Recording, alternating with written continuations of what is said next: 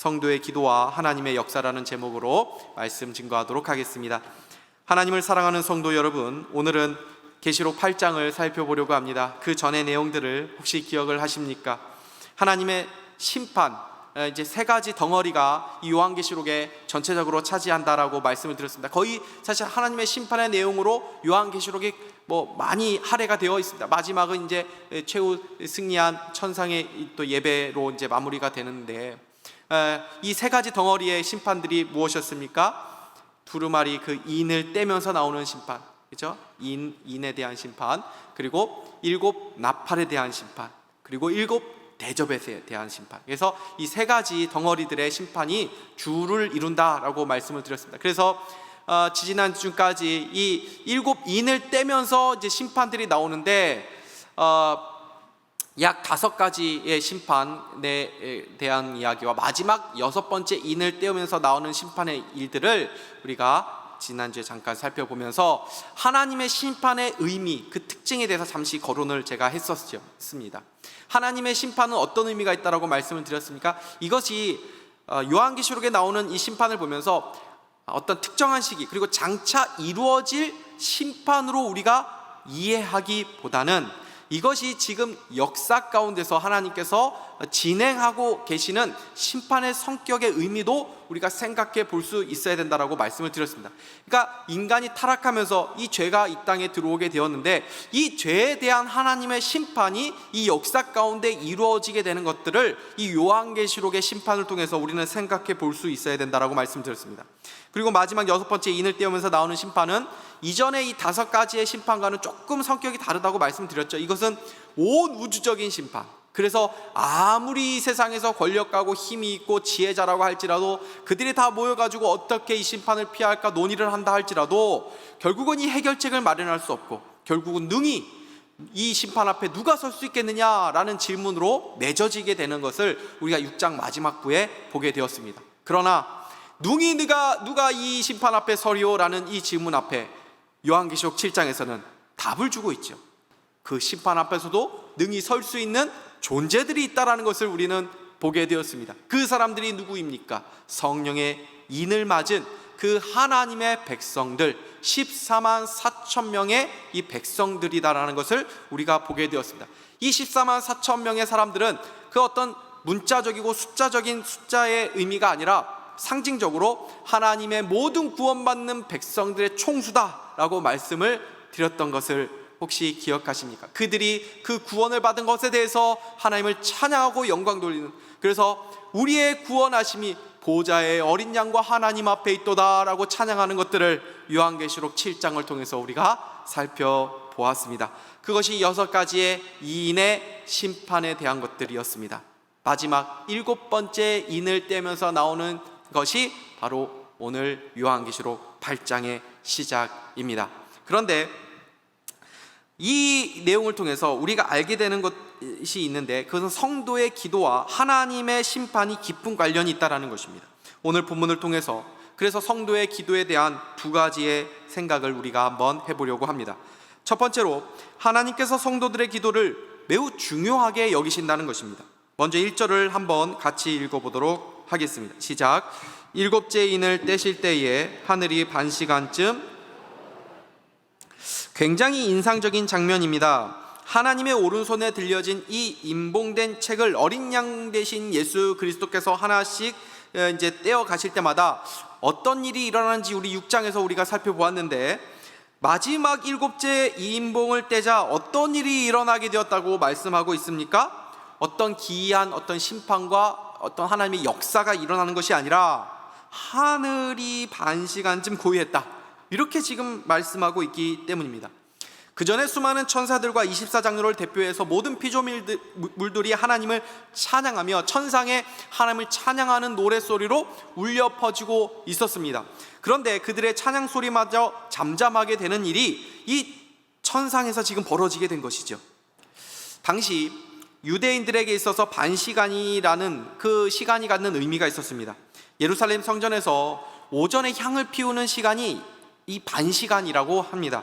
그리고 유대 문헌에 따르면 하나님께서 백성들의 기도를 듣기 위해서 하늘을 조용하게 하신다는 그런 내용도 이게 보게 됩니다. 여러분 중에도 정말 중요한 전화가 오게 되면 주변이 시끄러울 때 어떻게 받습니까? 조용한 장소를 찾아서 피해서 그 전화를 받거나 또는 주변을 조용하게 만들지 않습니까? 하늘이 반시간쯤 고요해진 후에 어떤 일이 일어나게 되었습니까? 천사가 성도들의 기도를 하나님 앞에 올려드리는 장면이 이후에 3절과 4절에 나오고 있습니다.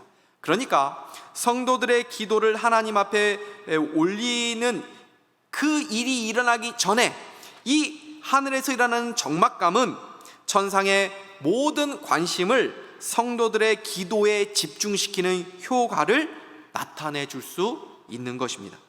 이것은 하나님께서 우리의 기도를 얼마나 중요하게 여기시는지를 사실 극적으로 보여주는 장치라고 할 수 있습니다.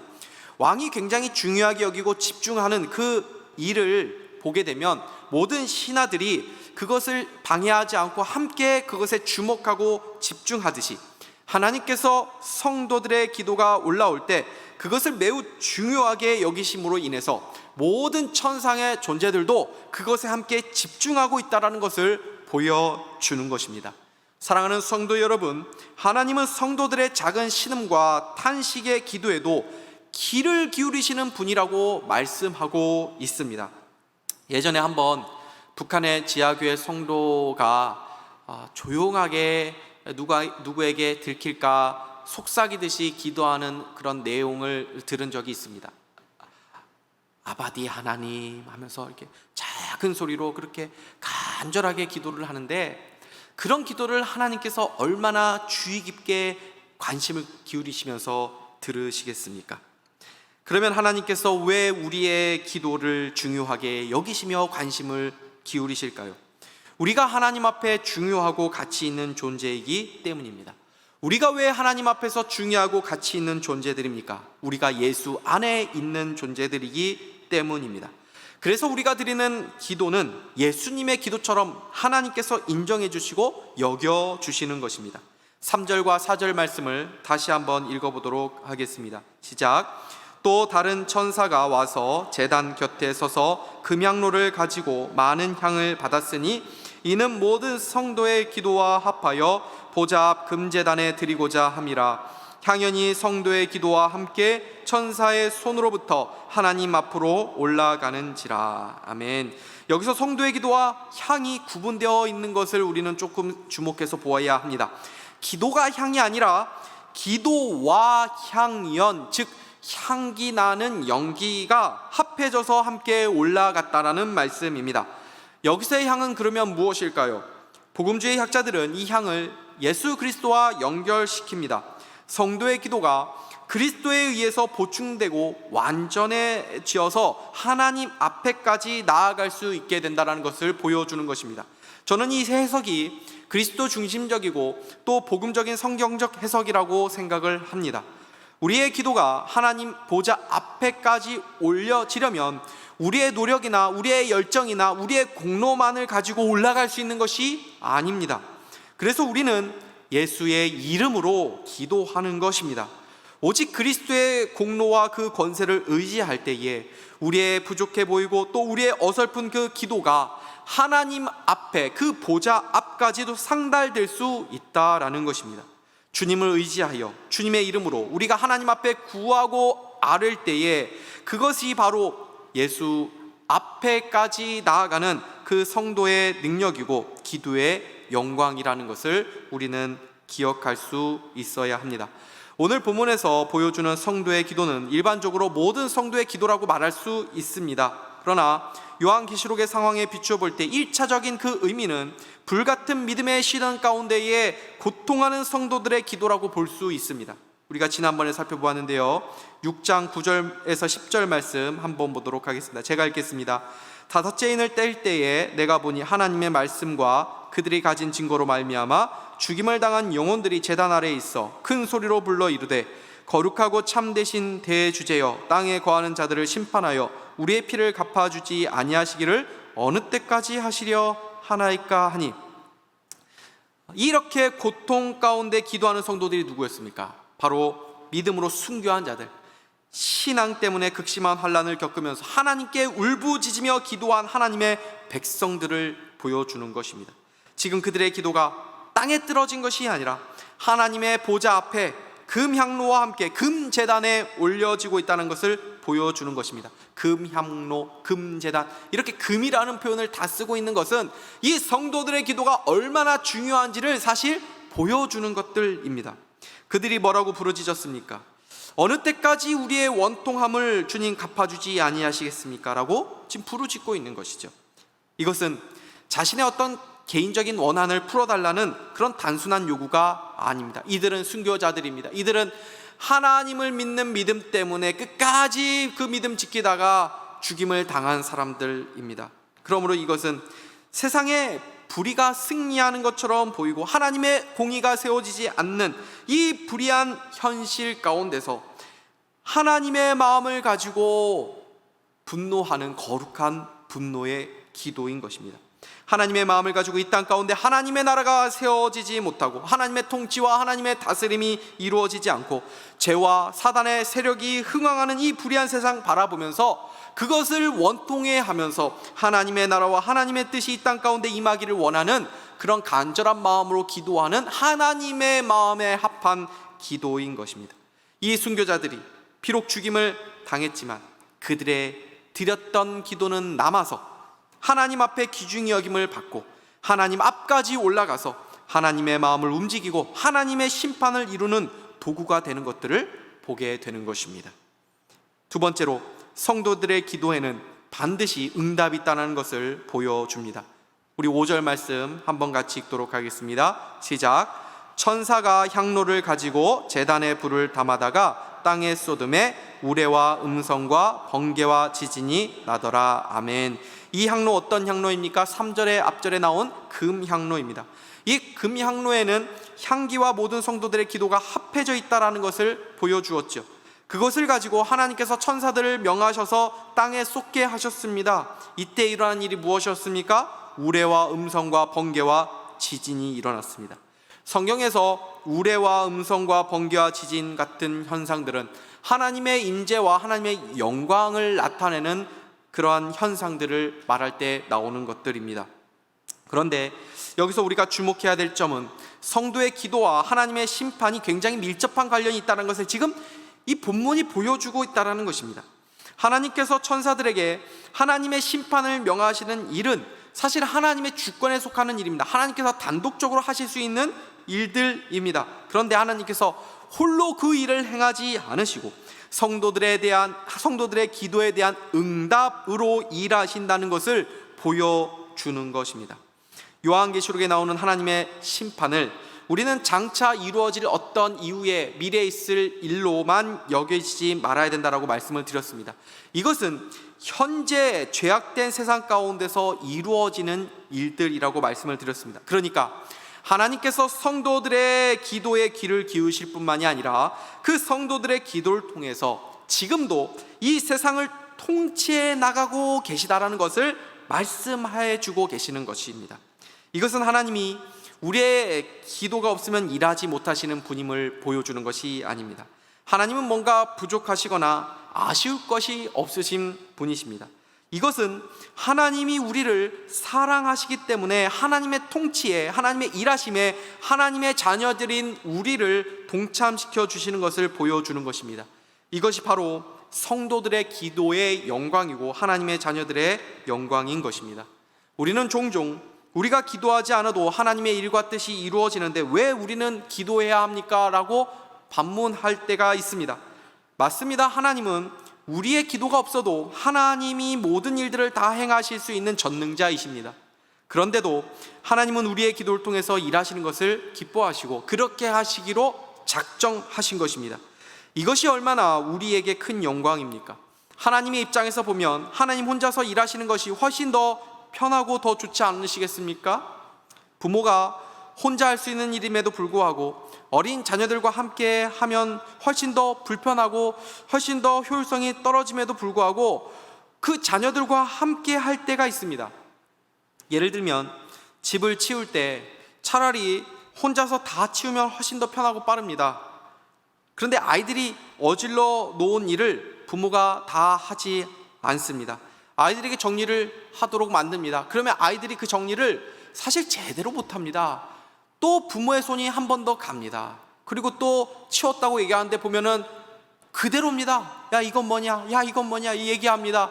그러면 또 그때 가서 또 치웁니다. 그러면 아이고 내가 그냥 말하는 게 입만 아프지, 내가 그냥 다 하고 말지라고 생각할 때도 있습니다.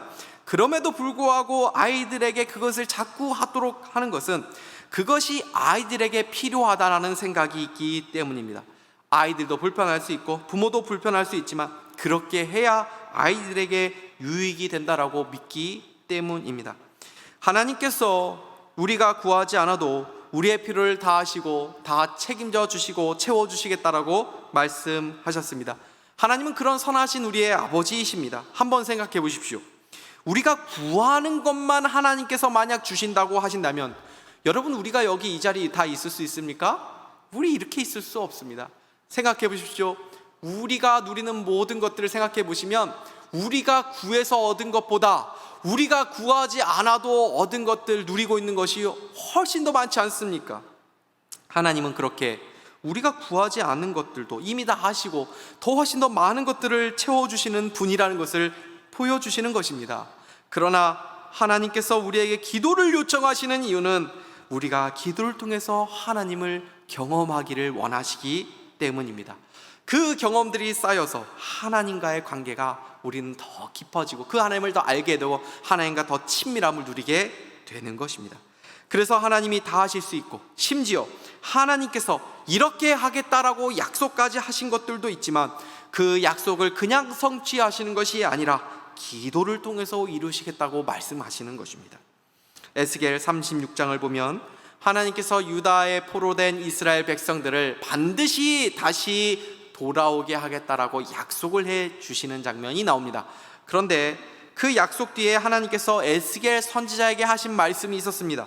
37절 말씀인데요, 우리 한번 같이 읽어보도록 하겠습니다. 시작. 주 여호와께서 이같이 말씀하셨느니라. 그래도 이스라엘 족속이 이같이 자기들에게 이루어 주기를 내게 구하여야 할지라. 아멘. 내가 너희들을 포로에서 다시 반드시 귀환시킬 것이다. 내가 약속하겠다라고 말씀하십니다. 성취할 거다라고 말씀합니다. 그래도 너희들은 이 약속이 이루어지도록 기도하라는 것입니다. 그러므로 하나님은 모든 것을 다 하실 수 있지만 우리의 기도를 요청하시며 우리의 기도를 통해서 일하기를 원하시는 분임을 우리는 늘 기억해야 합니다. 그래서 하나님의 뜻은 반드시 그 백성들로 하여금 기도하게 하신 이후에 그 하나님의 역사를 진행하시는 것을 우리는 보게 됩니다. 성경이나 교회의 역사들을 보시면 그래서 하나님의 일하심의 공통점을 우리는 보게 되죠. 그것은 바로 하나님께서 반드시 어떤 부흥이나 하나님의 영적인 큰 은혜를 주시기 전에 성도로 하여금 반드시 기도하게 하신다는 것입니다. 모든 부흥의 역사의 시작은 언제나 기도 모임으로 시작된 것을 우리는 보게 됩니다. 그 기도의 모임이 크던 작던, 그 기도자들이 소수던 많던 상관없이 항상 하나님은 어떤 기도의 불씨를 일으키시고 그 불씨가 점점 확산되는 방식으로 하나님의 마지막 그 피날레를 하나님의 역사와 일하심과 또 부흥으로 나타내 보이시는 것을 보게 되는 것입니다. 지금 한국교회가 많이 위축되어 있고 교회의 위기라고 말합니다. 그런데 한번 생각해 보십시오. 한국교회가 부흥했던 전성기를 보면 기도가 얼마나 활활 타올랐을 때였는지 우리는 알게 됩니다. 그 당시에 예전의 사진들, 오래된 사진들을 보면 어린아이부터 시작해서 그 아기를 포대에 들쳐업고 젊은 엄마가 그 마룻바닥에서 기도하는 그런 모습들까지도 우리는 보게 됩니다. 교회에서 얼마나 많은 기도 모임들이 있었습니까? 철야기도, 당시에는 철야기도가 정말 밤새 꼬박 기도하던 그러한 철야기도였습니다. 금식기도, 또 며칠 100일 작정기도, 산기도, 이런 것들도 많고 기도원들도 많이 생기고 산에 가면은 주여 주여라고 부르짖는 소리들이 참 많이 들렸고 참 기도원에도 많이 사람들이 몰려갔던 그러한 시절들이 있었습니다. 그때가 바로 한국교회가 하나님의 은혜를 경험했던 그런 전성기였습니다. 물론 기도원 같은 데는 약간의 문제들, 잡음들도 일어나기도 했지만 기도의 열기가 뜨거웠던 그때가 바로 한국교회가 부흥했던 때라는 것을 우리는 인정하게 되는 것입니다. 우리 개인의 삶도 마찬가지 아닙니까? 내 신앙 가운데 얼마나 가장 뜨거웠던 때가 언제였는지 한번 생각해 보십시오. 기도했던 그 시절이었습니다. 우리가 영적인 침체가 있다가 참 게으르게 있다가도 기도해야 되는데 이거는 좀 기도해야 되는 것 같다, 그런 마음이 들 때는 성령께서 우리 마음 가운데 역사하는 때입니다. 그때 그 마음을 놓치지 않고 순종하는 마음으로 기도하기 시작하면 그 기도를 통해서 하나님께서 우리의 신앙을 회복시켜 주시고 우리의 삶 가운데 놀라운 역사들을 행해 주시는 것을 우리는 경험하지 않았습니까? 기도 생활이 우리 신앙의 바로미터라는 것을 보여주는 것입니다. 한국교회 외에 성도들 중에 많은 분들이 하루에 5분도 채 기도하지 않는다는 그런 통계를 예전에 본 기억이 있습니다. 참 놀라웠던 그런 기억이 있었습니다. 여러분들의 기도 생활은 어떻습니까? 오늘 말씀을 통해서 한번 한 주간의 나의 기도 생활은 어떻는지 돌이켜 보셨으면 좋겠습니다. 제가 아무리 말씀을 통해서 오늘 본문 말씀에서 기도가 하나님께서 이렇게 중요하게 여기시고 기도가 이런 의미가 있다는 것을 말씀을 드려도 여러분의 삶 가운데 이 말씀을 듣고 나서도 기도의 변화가 없다면, 기도 생활에 대한 다짐이 없다면 무슨 의미가 있겠습니까? 제 외할머니는 평생 기도의 삶을 사셨습니다. 그런데 지금은 90이 훌쩍 넘으셔서 지금 얼마 전에 요양병원으로 가시게 되셨는데, 얼마 전에 요양병원에 계신 그 외할머니의 모습을 동영상으로 보게 되었습니다. 거기서도 외할머니께서는 당신의 자녀들과 손주들과 또 그리고 교회와 민족을 위해서 기도하시는 모습을 보면서 제가 많은 도전과 감동을 받았습니다. 우리가 나이가 들거나 병이 들어서 자리에 누워도 우리의 의식이 있는 한 마지막까지 위대한 하나님의 일을 할 수 있는 것이 있다면 그것은 바로 기도인 줄 믿으시기 바랍니다. 기도는 우리를 위해 하는 일이기 이전에 하나님을 향한 헌신입니다. 우리가 남은 평생 하나님 앞에 기도자로 헌신한다면 그 어떤 위대한 하나님의 일을 했던 사람 못지않게 하나님 앞에서 귀하게 인정받을 수 있는 줄 믿습니다. 그런데 이 기도의 헌신은 믿음이 있을 때 할 수 있는 일입니다. 왜냐하면 성도의 기도는 현실에서 응답되지 않는 것처럼 여겨지고 외면당하는 것처럼 여겨질 때가 많이 있기 때문입니다. 지금 하나님께서 받으신 기도는 1차적으로 순교자들과 불같은 시련을 통과하면서 울부짖은 성도들의 기도라는 것을 우리는 알 수 있습니다. 그들이 왜 고통 가운데 하나님을 향해서 부르짖으면서 기도를 하게 되었습니까? 하나님께서 그 기도에 속히 응답해 주셨다면 이렇게 울부짖으면서 기도할 이유가 뭐 있겠습니까? 울부짖으면서 그들이 기도하면서 끝까지 그들의 생명을 하나님께서 보존해 주지 않으셨다면 그들이 느낄 때 그들의 기도가 마치 외면되고 거절되는 것처럼 느껴지지 않았겠습니까? 우리의 피를 언제까지 갚아주지 아니하시겠나이까? 라는 이 기도에는 그들이 자신들의 기도가 외면되는 지독하게 고통스러운 현실의 시간을 통과해 갔다는 것을 보여주는 것 아닙니까? 그러나 이 순교자들, 이 믿음의 사람들은 어떤 사람들이었습니까? 자신이 죽는다 하더라도 끝까지 하나님을 신뢰하면서 믿었던 사람들이었습니다. 마치 다니엘의 세 친구가 하셨던 신앙의 모습처럼 보이지 않습니까? 다니엘 3장을 보면 느부갓네살 왕 앞에서 다니엘의 세 친구가 왕이 세운 금신상 앞에 절하지 않아서 잡혀오게 되었습니다. 그런데 다니엘의 세 친구가 그 왕에게 뭐라고 말합니까? 3장 17절에서 18절인데요 우리 한번 같이 읽어보도록 하겠습니다. 시작. 왕이여, 우리가 섬기는 하나님이 계시다면 우리를 맹렬히 타는 풀무불 가운데서도 능히 건져내시겠고 왕의 손에서도 건져내시리이다. 그렇게 하지 아니하실지라도 왕이여, 우리가 왕의 신들을 섬기지도 아니하고 왕이 세우신 금신상에게 절하지도 아니할 줄을 아옵소서. 아멘. 그들은 하나님이 자신들을 기적적으로 구원해 주실 능력이 있음을 끝까지 믿었습니다. 그러나 그렇게 하지 아니하실지라도 그들은 하나님을 끝까지 신뢰하는 믿음을 보여준 것입니다. 그랬을 때 하나님은 그들을 불 가운데서도 머리털 하나 상하지 않도록 보호해 주셨습니다. 그런데 순교자들은 어떤 사람들입니까? 불에 다 타 죽고 칼에 짐승에 의해서 마지막까지 죽임을 당했던 사람들입니다. 우리는 하나님께서 기적적으로 응답해 주실 수 있는 능력이 있다는 것을 믿습니다. 그러나 우리가 기대한 것과 같은 기적과 응답이 보이지 않을 때가 우리 현실 가운데 더 많이 경험되는 우리의 삶이 아닙니까? 그러나 하나님은 오늘 본문 말씀을 우리에게 보여주시면서 결국 하나님은 신자의 기도에 반드시 응답해 주시는 분이심을 보여주시며 우리로 하여금 끝까지 믿음으로 기도의 사람이 되기를 지금 요청하고 계신 것입니다. 혹시 우리 가운데 깊은 고난이 끝없이 이어지는 것 같아서 낙심해 있는 분들이 계십니까? 내가 지금까지 기도했지만 늘 외면한 것 같은 그 현실을 보면서 이제는 기도할 힘마저도 잃어버리고 살아가고 계시는 그런 분들이 계십니까? 이와 같은 마음을 가졌던 인물이 시편의 한 사람이 나옵니다. 시편 73편 전체를 우리가 보면 좋겠는데 너무 기니까 우리 일부분만 한번 살펴보도록 하겠습니다. 1절에서 5절 그리고 12절에서 17절 말씀입니다. 제가 읽겠습니다. 하나님이 참으로 이스라엘 중 마음이 정결한 자에게 선을 행하시나 나는 거의 넘어질 뻔하였고 나의 걸음이 미끄러질 뻔하였으니 이는 내가 악인의 형통함을 보고 오만한 자를 질투하였음이로다. 그들은 죽을 때에도 고통이 없고 그 힘이 강건하며 사람들이 당하는 고난이 그들에게는 없고 사람들이 당하는 재앙도 그들에게는 없나니 12절입니다. 볼지어다 이들은 악인들이라도 항상 평안하고 재물은 더욱 불어나도다. 내가 내 마음을 깨끗하게 하며 내 손을 씻어 무지하다 한 것이 실로 헛되도다. 나는 종일 재난을 당하며 아침마다 징벌을 받았도다. 내가 만일 스스로 이르기를 내가 그들처럼 말하리라 하였더라면 나는 주의 아들들의 세대에 대하여 악행을 행하였으리이다. 내가 어쩌면 이를 할까 하여 생각한즉 그것이 내게 심한 고통이 되었더니 하나님의 성소에 들어갈 때에야 그들의 종말을 내가 깨달았나이다. 아멘. 성소에 들어갈 때에야 내가 그들의 악인의 종말을 깨달았다라는 이 시인의 말씀입니다.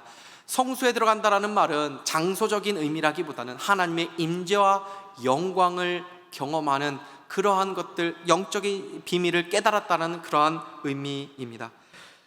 현실을 보면 악인들이 승승장구하는 것 같이 보였습니다. 자신의 이익을 위해서 남을 거침없이 짓밟고 그들의 눈에 피눈물이 나게 만드는 악인들을 보면서 그들이 언젠가 벌 받겠지, 언제가 하나님께서 갚아주시겠지 하면서 보고 있었는데 그들이 이 세상에서 너무나도 평안하게 살다가 너무나도 평안하게 죽더라는 것입니다. 죽을 때까지도 누구 못지않게 평안하게 죽더라는 것입니다.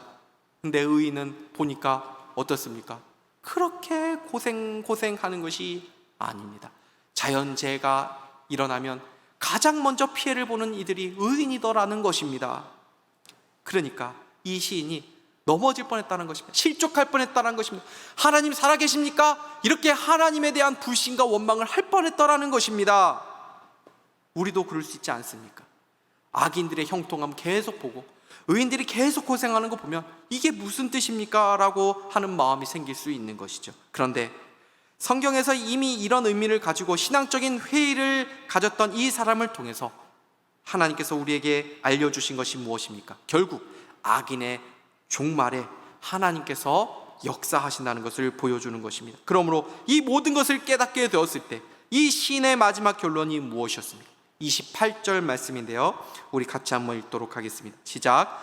하나님께 가까이함이 내게 복이라. 내가 주 여호와를 나의 피난처로 삼아 주의 모든 행적을 전파하리이다. 아멘.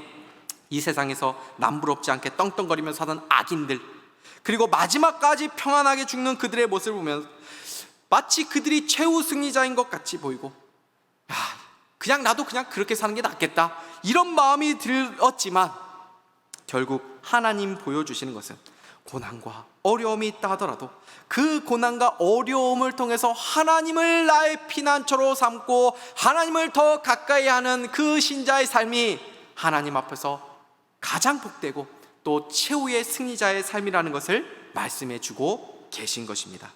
말씀을 맺겠습니다. 오늘 말씀은 성도가 기도할 때 현실적으로 우리의 기도에 응답이 없는 것처럼 보여도 하나님은 우리 신자들의 기도를 반드시 듣고 계시고 반드시 응답하신다는 것을 분명하게 보여줍니다. 이 응답은 우리가 상상한 것 이상의 응답이고 훨씬 더 가치 있고 하나님의 역사에 쓰임받는 근거가 된다는 것을 말씀해 주고 계십니다. 하나님이 우리에게 요구하시는 것은 기도응답이 없어 보이는 그 현실이라도 하나님을 끝까지 믿고 기도하라는 것입니다. 그 사람이 진짜 믿음의 사람이고 진짜 기도의 사람이고, 그런 믿음의 사람들, 그런 자들의 기도를 통해서 결국 하나님은 하나님의 역사를 이루어 가신다고 말씀하고 계신 것입니다. 자랑할 만한 기도가 없는데도 여전히 기도의 자리를 신실하게 지켜가시는 분들이 계십니까? 자랑할 만한 기도의 응답, 간증거리가 없어서 오직 주님의 십자가만을 자랑하다가 하나님의 부르심을 받는 자들이야말로 이 시대에 순교적인 신앙을 가지고 살아가는 참된 믿음의 사람들인 것입니다. 기억하십시오. 기도자는 죽더라도 그가 드린 기도는 남아서 하나님의 역사를 이루어 가는 것입니다. 이 믿음을 가지고 현실 속에서 기도 응답이 있어 보이든 없어 보이든 하나님이 명하신 것이고 하나님께서 원하시는 것이기에 내 인생 마지막까지 비가 오나 눈이 오나 고난이 있나 평안할 때나 한결같이 주님을 향한 충성스럽게 기도의 헌신자로 살아가다가 주님 부르시는 그날 하나님 앞에 내가 서겠습니다. 이런 아름다운 기도의 헌신과 다짐이 있을 수 있는 그런 은혜가 우리 모두 가운데 있기를 주님의 이름으로 축복합니다. 기도하겠습니다. 하나님 아버지, 감사합니다. 오늘 말씀을 통해서 하나님께서 신자의 기도를 통해서 반드시 하나님께서 역사하시고 응답하신다고 말씀하셨사오니 하나님, 오늘 말씀 기억하면서 믿음 가지고 끝까지 기도하여 하나님의 역사를 이루는 믿음의 사람들 다 될 수 있도록 은혜 베풀어 주시고 우리에게 그러한 믿음과 헌신을 허락하여 주시옵소서. 감사드리며 예수 그리스도의 이름으로 기도하옵나이다. 아멘.